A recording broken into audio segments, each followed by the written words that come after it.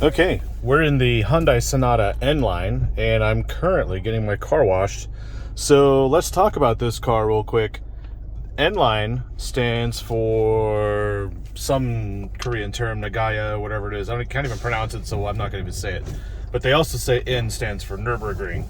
And so what we have here is a... Oh, you know what? What we have here is a... it's good. So what we have here is basically the auto hold, what's holding the car in. And so basically, yeah, we can push forward. But you see we have Bose speakers. And what you can't see is the dual clutch automatic transmission. And I don't think we have folding mirrors. Nope, we don't have power folding mirrors, so this will be interesting. And what else do we have?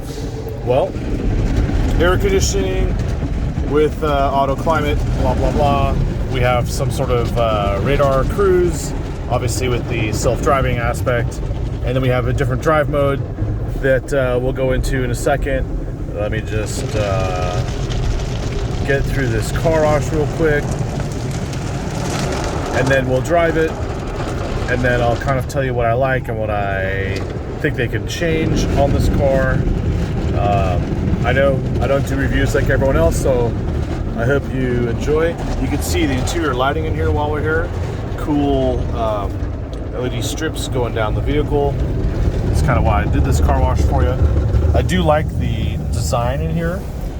It's basically a very good competitor to the Volkswagen Jetta GLI. This feels slightly wider and a little bit shorter compared to the Volkswagen Jetta, but it also feels a little bit more sophisticated than the Jetta GLI, and the price is a little bit more as well than the GLI. Let's get through this wind blast here. We do not have power rain sensing wipers, that's what I mean to say. And how do you get out of a car wash with this fancy push button thing?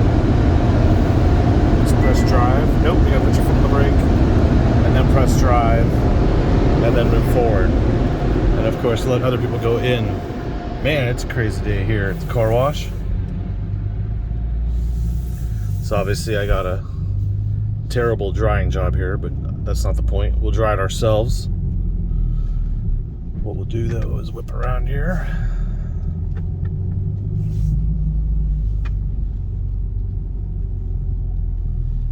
That's a good spot. Show you the outside of this car real quick, and then we'll move on our way. Remote start, of course, or not remote start, keyless. I cannot think yet. I haven't had all my coffee, so give me a break.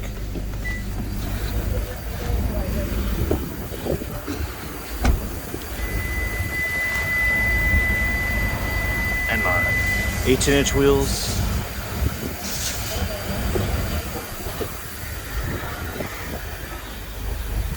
This is like a phantom black, so it's a metallic black. And I love the designs here. Yeah. And the interior is basically a standard Hyundai interior. We do have air vents back here, which is cool. We have an armrest, which is great. Folding rear seats, of course, like that. And the material is not Alcantara, but you can see it's breathable and it's more like a fabric than a leather. This is more like a pleather than a leather, but it's definitely an upgraded interior style, and we do have red contrast stitching, so it's a pretty sporty interior, and it should be comfortable for the summer.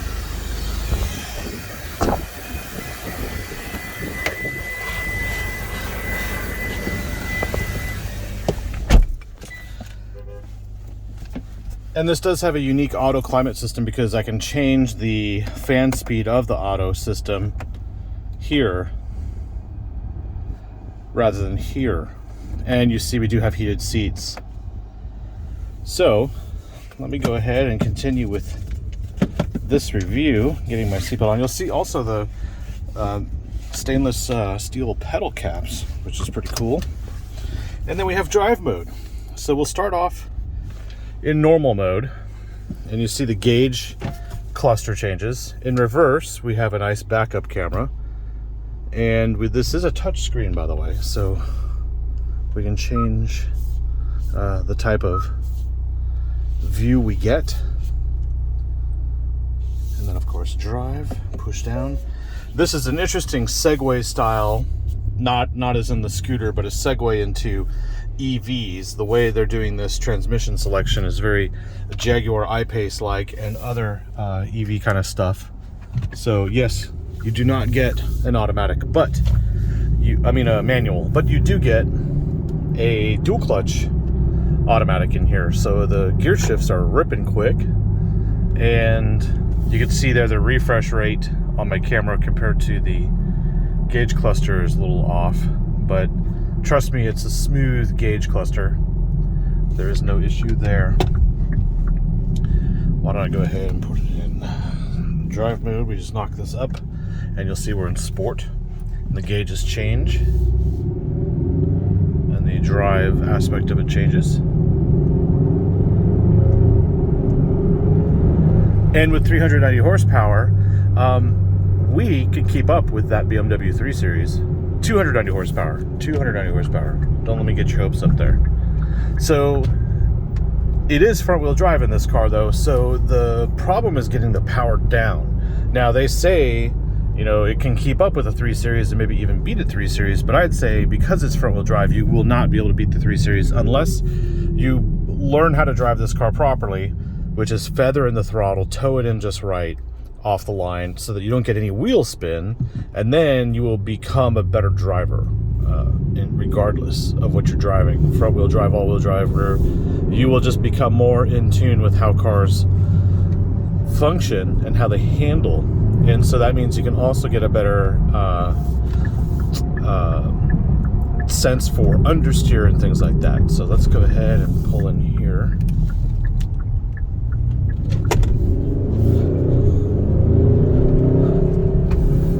So obviously it sounds great.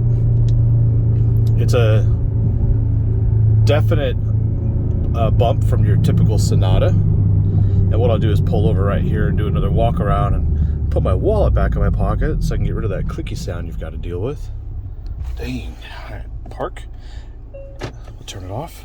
And then I'll show you some features as well, because I know you guys are really interested in this car. Funny enough, the glove box is huge. It comes with a lot of manuals and a lot of technical information. However, one thing I do not have is the window sticker, so it starts at $34,000. I don't know what this has as options, so I'm not sure what to tell you there, other than, yeah, if you wanted to have a Volkswagen GLI, you could also have this. So consider that.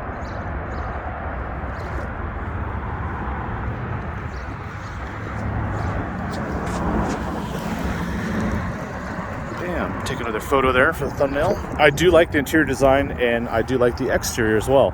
This kind of like catfish look is striking but good. This line here, which looks like a chrome trim, is actually an LED light. If I lock the car, you see it has two strips, one below the lights and then one in the hood. And as I unlock, these are actually glowing white. Hard to tell in this bright sun, but trust me, it's there. I do like the wheels. Nice Continental Conti Sport, premium Contact 6 tires.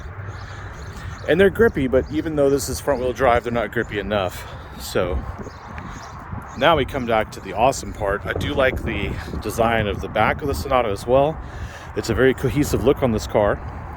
And I don't usually talk about car design, so this is odd for me. And I notice quad tailpipes, and they are real. They're slightly resonated, but they are separate from the bumper, which is nice.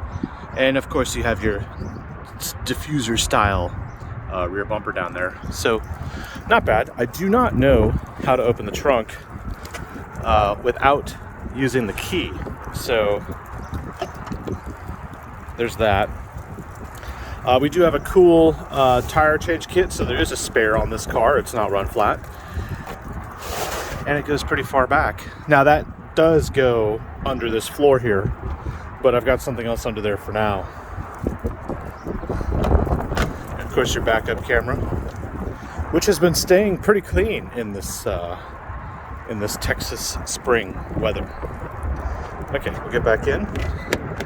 You'll notice too the panoramic sunroof. So I'll show you how that operates.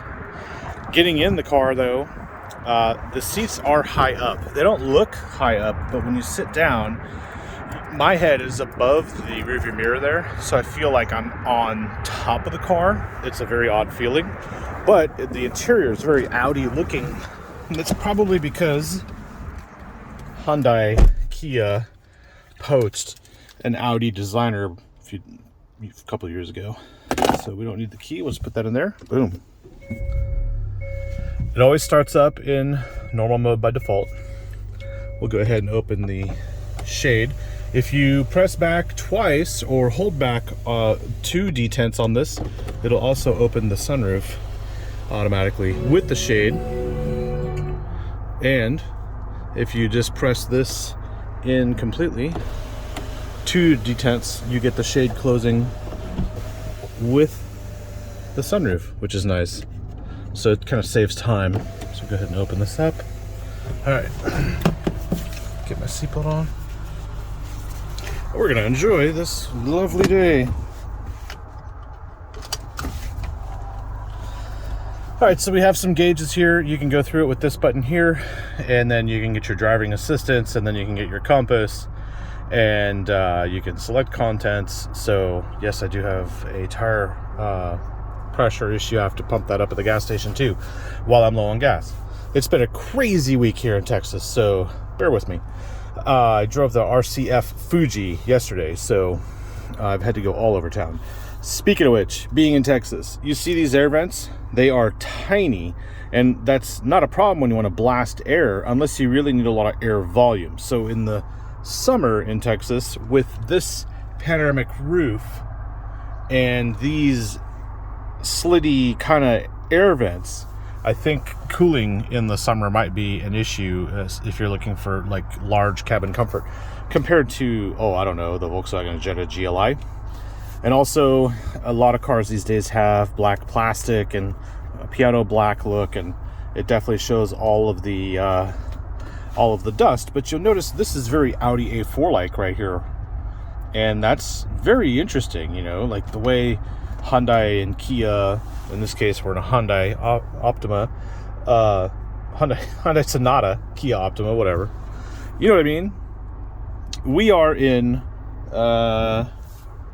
a very good car for what was starting off in the US as a joke of a brand.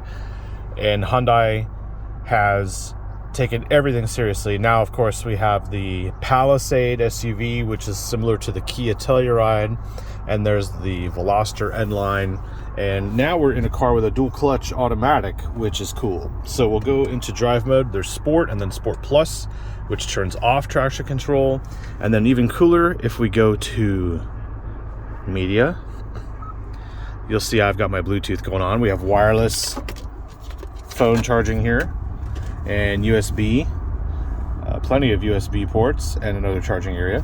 And then if we go here to menu, you'll see we have this thing called sound settings.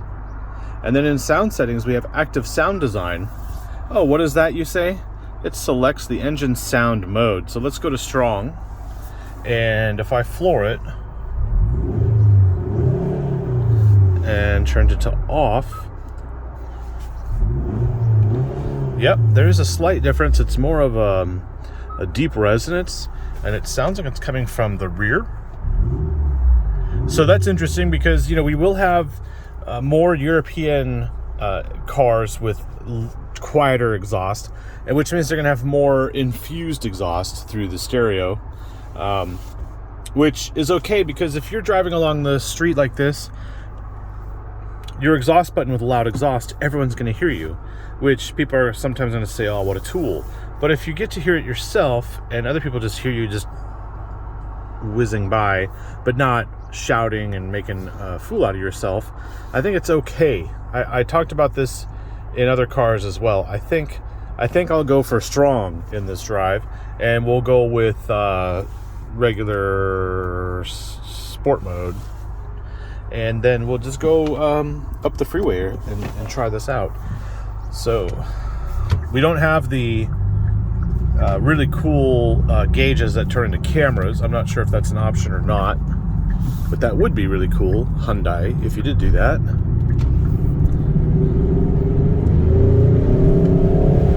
Oh yeah. All right, I'm gonna close the sunroof so you can hear everything.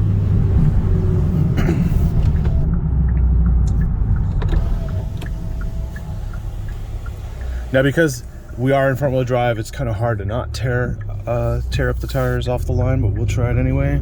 Okay, we'll go this way. Ooh, that was like third gear chirp. That should give you an idea of what this thing is like to drive. It is baller. For a Hyundai, I love it. And I've never really been excited about Hyundais or Kias because they've been more or less like tame luxury, tame everything. But in this case, if I was looking at a Volkswagen Jetta GLI and the Volkswagen dealer was screwing around with my numbers or not giving me a good trade, I'd go over to Hyundai and I'd see if I can just get a better deal just because. Even though the sticker price on this is a couple grand more, I think, depending on what kind of numbers I want, this might have a better resale value than the Volkswagen Jetta. So let me go ahead and turn this music down again because I don't want to get flagged by YouTube. Okay. Blind spot monitoring. Of course, foiled by the slower vehicle. We'll just get on the freeway one more time here. And then pretty much you'll be able to hear everything there is to hear about opening this car up. Let's move over. Will that person pass? Yes.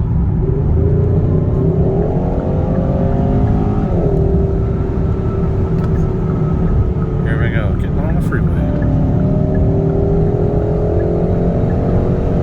Very easy to do in this car. The only thing I would say is the brakes in this car should be improved. They don't feel like super hyped up brakes for a car with more power. They feel like your normal Hyundai Sonata brakes. And I'm not going to say that's a bad thing, but what I will say is I would prefer to have better bite off the brakes, because there is a lot of torque steer here, and I think, you know, if they were to change the differential and give it more of a performance-oriented driving capability, this would definitely be my choice over a BMW 2 Series like the M235i, because that car is a little hilarious, but it's a little too German for me. Whereas I have more tech in here, and I have a cheaper base price, and things make more sense for just a daily beater, you know? Who doesn't want a daily beater that can just zip through traffic and be entertaining? You know, that's what I want. Okay, bigger left.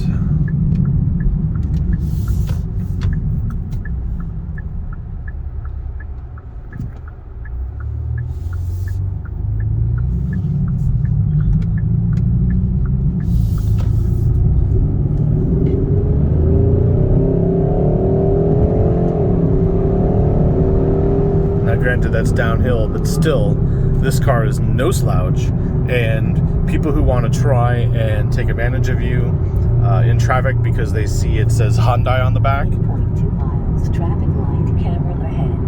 Oh, well, she even warns me of a traffic light camera. Well, we're going to take the freeway instead. So at this point, let's go ahead and pass.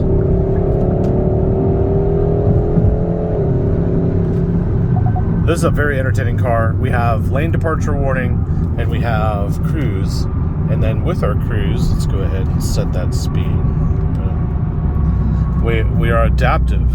And then, in addition to being adaptive, if I was to press this button here, it'll also change the driving style by staying within the lanes and or following the car in front, depending if we're going like stop and go traffic or if we're on a freeway like this.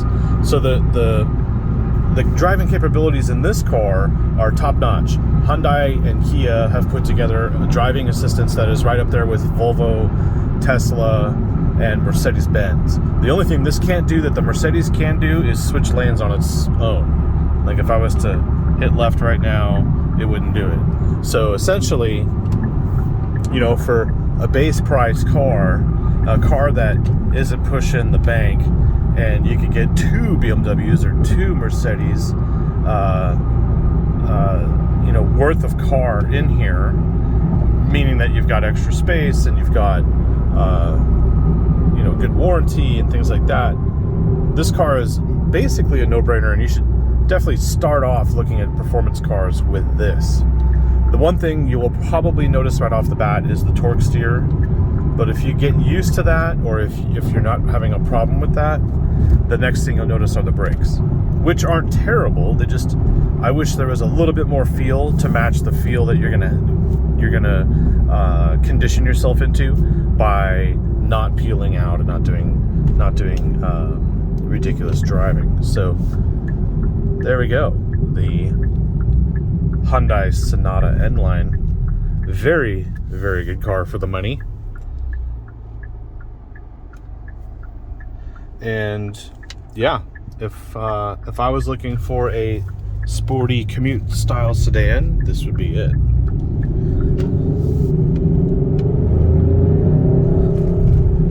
Yeah, it just begs to be floored every time. I'm always having fun in this car, and it sounds great. And I would definitely say this is going to go on my best cars I've driven playlist, as wacky as that sounds. And it's mainly because you don't have to wait for 5 or 10 years from now to get a Hyundai that has this kind of power in a commuter car. I mean, that might happen when they become EVs. Hopefully they will have this much power, but for right now, this kind of power where you can just tear the tires up all the way through third gear, yeah, I'd say get one. Thanks for watching, and like, subscribe, and hit the bell to be sure you get notified on my next videos. And yeah, I'm gonna go finish my coffee. All right, thanks for watching.